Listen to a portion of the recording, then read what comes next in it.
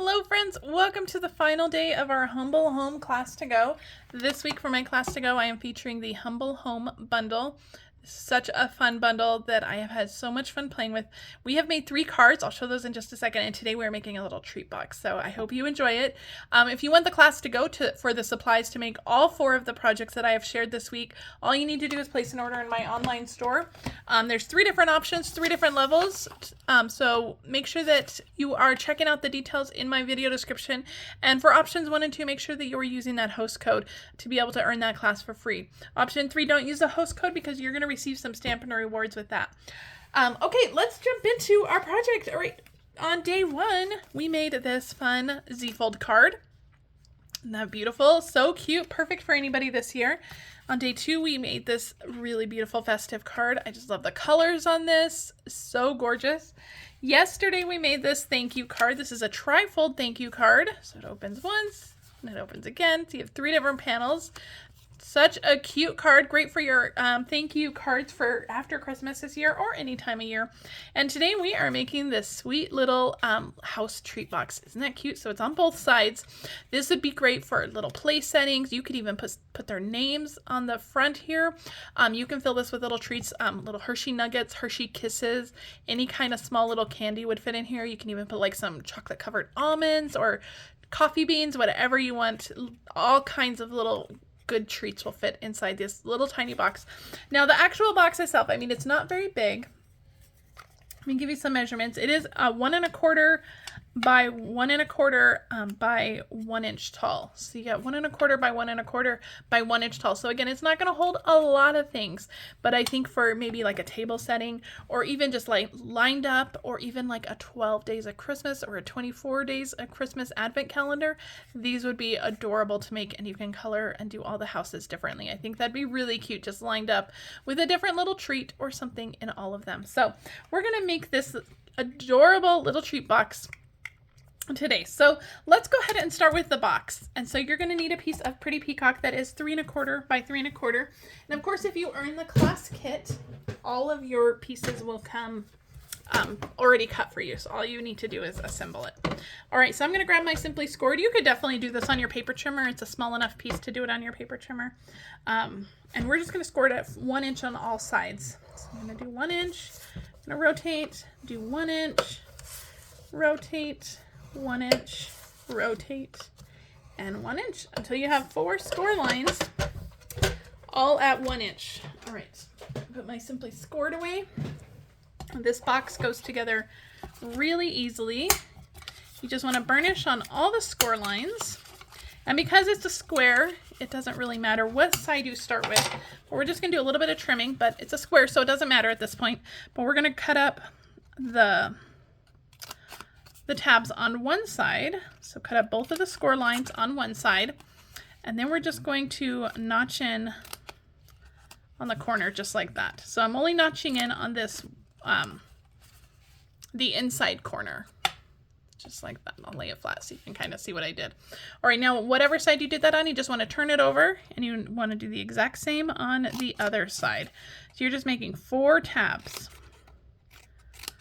This and this. All right, so you're just making 4 tabs. That is all the cutting and trimming for your box. All right, I'm just gonna flip it over and I'm just gonna add adhesive. I'm using a strong adhesive. I'm using Stampin' Seal Plus. You could use Tombow glue, you could use tear and tape. You could probably even use glue dots for this one. It's a small box and it's probably not gonna hold anything super heavy, so even glue dots might work. So glue on all 4 of those tabs that we cut, and then you're just going to fold them in and just line up the score line with the cut edge. So this score line with the cut edge. And that will create your little box. Super, super simple, right? So anybody could make this box, and you can even get kids involved, especially if you were making this for like an advent calendar. You could definitely get little kids involved. That would be a great little treat for them to make. All right, we're going to set our box aside and we're going to work on our little houses. Now, I have already completed one of the houses just to save us some time. We're going to do the second one in the exact same way. So I'm going to zoom in.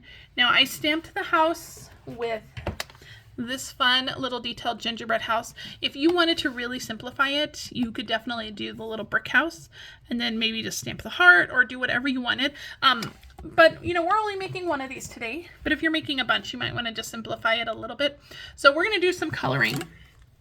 So I'm going to start with my pool party. I'm going to start with my pool party light. And I'm going to just kind of cover the entire house with this. I'm going to avoid all the little scallops. If you go over the scallop with a pool party, it's okay. We're going to cover that with a darker color. So it really is okay. And pretty much all of this will be covered up with a darker color except for the windows. So I'm going to be careful, but I'm not going to, you know, kill myself to be too careful about not coloring into spaces I'm not supposed to. So I'm just giving this a little wash of color with my Stampin' Blend with my pool party light. And then along the bottom here, we'll just go around the scallops just real carefully. Okay, so we have a nice little wash of color with our pool party light. I'm going to come in with the pool party dark now. And I'm going to add color just along the bottom. So around these little scallops, I'm going to add some. And I'm going to just go kind of about halfway up the windows. We're going to add some of that dark. We want it to be darker on the bottom and lighter on the top. So we're really concentrating that darker color just along the bottom. And then I'll come back in with my light and just blend that up. And then if there's any spots that need to be filled in, we can do that as well. Now, if you are making a bunch of these and you want to color them, you can color the front of the box and then maybe just punch the back of the box and leave that plain. So you can simplify things a little bit that way too. All right, so that's it with the pool party. I'm going to come in with my Pretty Peacock, and I'm going to use my Pretty Peacock light. Now, Pretty Peacock is a pretty dark color, even the light. And so I'm not going to do any blending. I'm just going to do the roof line here with my Pretty Peacock light and the top of the chimney. Oh, and we didn't do the chimney with our pool party. We need to go back. And then just around the windows right here, the little window panes. I'm going to do the pool party light. All right, now with the light, as long as I have that open, I'm going to just color the door with the light. And we are going to do a little bit of blending on the door, not a lot, but just a little bit. And so I'm going to color the door. I probably should break out my brush tip for the door. It'll go a little bit quicker. And then I'm just going to add a little bit of dark Pretty Peacock just to the bottom of the door. And I'll bring back in my light and just blend that out. Okay, perfect. All right, let me go back to the pool party real quick. I'm just going to do some pool party dark just along the bottom of the chimney here. And then we'll just fill in the rest of the chimney with pool party light. There you go. I'm gonna get the lid off. There we are. Just blend that out and fill in the rest of the chimney. There we go. Perfect. All right, I have Daffodil Delight. I think this is the light one, Daffodil Delight Light. And I'm just gonna give the windows just a little bit of a shine just to make it look like somebody's in there. All right, now to finish it off, I have Poppy Parade Dark, and we're just gonna go through on all the little scallops. And I'm just using the little bullet tip and just kind of tapping it in there. These are small spaces.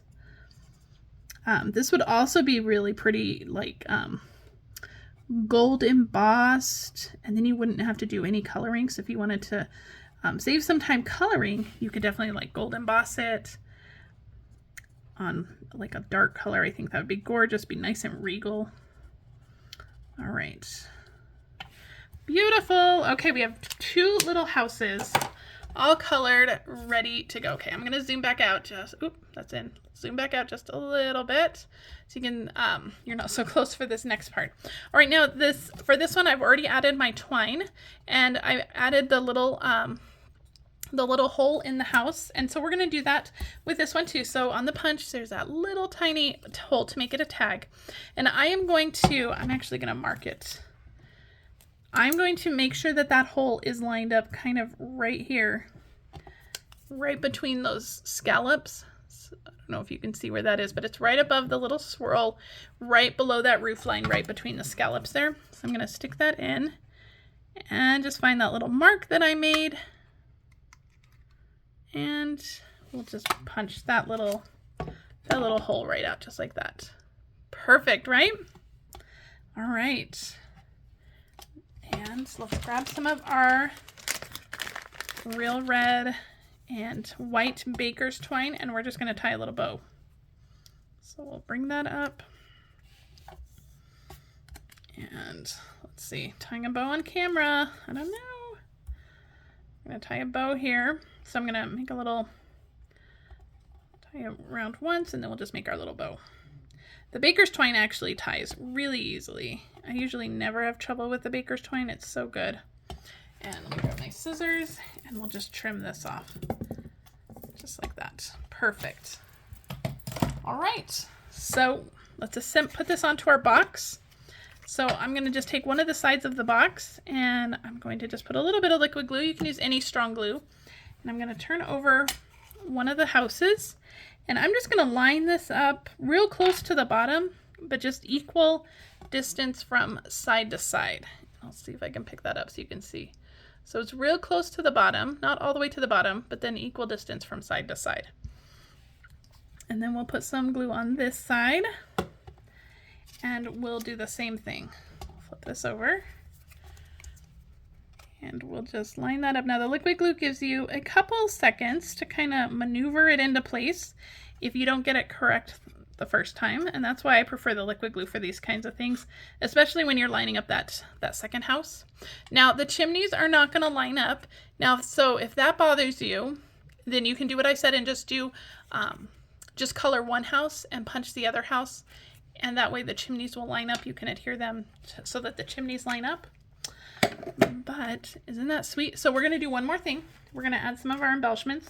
So there's a little tiny heart on the door, but with all of that pretty peacock, it's kind of hard to see that heart. So instead, we're just going to use one of these little faceted gems on each side, and that will bring the sparkle to this little treat box.